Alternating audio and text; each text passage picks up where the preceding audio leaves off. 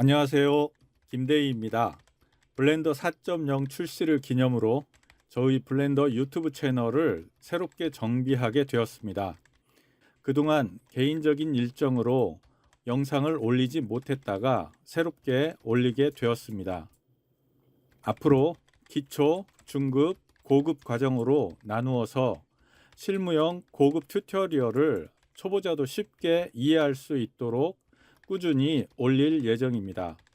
많은 시청과 구독 부탁드립니다. 오늘은 그 첫 시간으로 블렌더 실무 예제 기초과정 1단계인 정물 제작에 속한 사과 만들기를 진행하겠습니다. 사과는 크게 사과와 꼭지로 구성되어 있는데요. 먼저 사과를 만들어 보겠습니다. 사과 모델링 하기 1단계 장면의 크기와 길이 단위 조정하기. 이번 예제의 주인공은 지름이 8cm가량인 중간 크기의 사과입니다. 블렌더는 기본적으로 사람의 크기를 기준으로 장면의 크기와 길이 단위가 지정되어 있습니다. 그래서 사람에 비해 월등히 크거나 작은 물체를 주인공으로 제작할 때는 제작 과정에서의 수치상 오류를 줄이고 손쉬운 작업을 위해 그에 맞게 장면의 크기와 길이 단위를 조정해 주는 것이 좋습니다. 이번 예제 시리즈의 최종 결과물은 사과가 여러 개 등장하는 정물이 될 것이므로 장면의 크기를 블렌더가 기본으로 제공하는 것보다 10분의 1 정도로 작게 줄이고 길이 단위도 미터에서 센치로 바꿔줄 것입니다. 참고로 프로그램 설치나 뷰 조정과 같은 아주 기본적인 내용들은 이미 좋은 강의들이 많이 나와 있기 때문에 설명을 생략할 것입니다. 그럼 시작하겠습니다. 먼저 블렌더를 실행합니다. 기본 큐브가 선택된 상태에서 N키를 클릭하여 사이드바를 열어줍니다.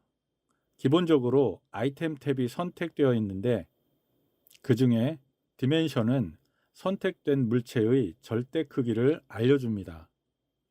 현재 큐브의 각 방향 길이가 2m로 생각보다 매우 큰 것을 알 수 있습니다. 이것을 통해 블렌더가 기본적으로 사람의 신장 정도를 기준으로 장면 크기가 구성되어 있음을 알 수 있습니다. 넘패드 0을 클릭하여 카메라 뷰로 전환해 보면 큐브가 풀샷으로 잡혀 있는 것을 볼 수 있습니다. 이제 장면의 크기를 10분의 1로 줄이기 위해 프로퍼티 에디터에서 씬 탭을 클릭한 후 유닛 패널의 유닛 스케일을 기존의 1.0에서 0.1로 변경합니다.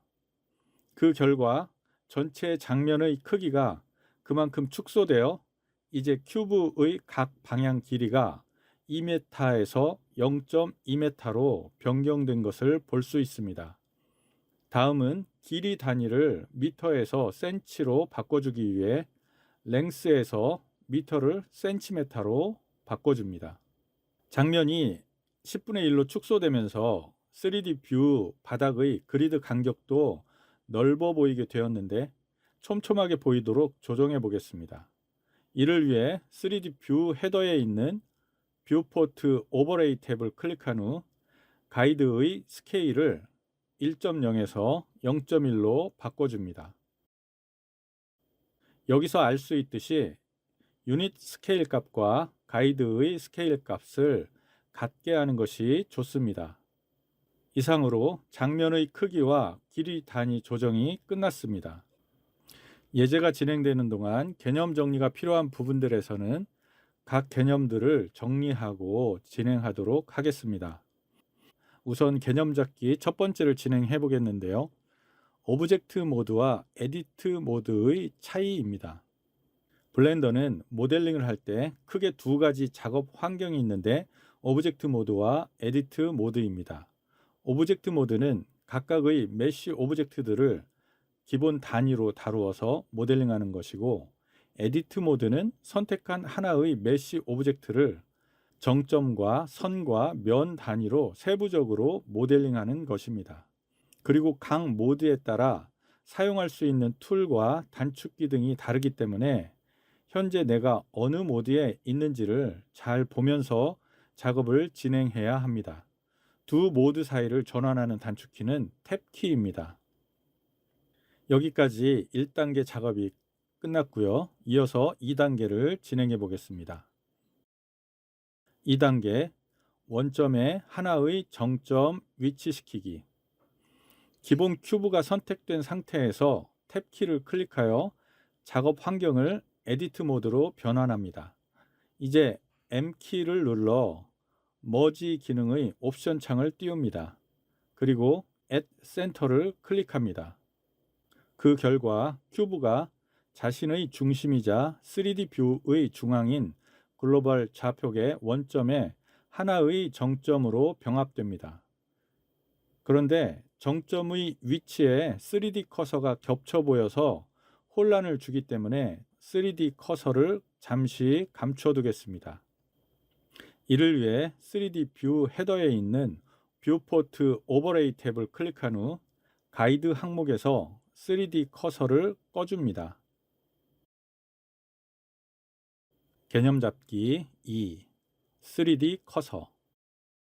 3D 커서는 블렌더 작업에서 특별히 스냅 기능에 유용하게 사용됩니다.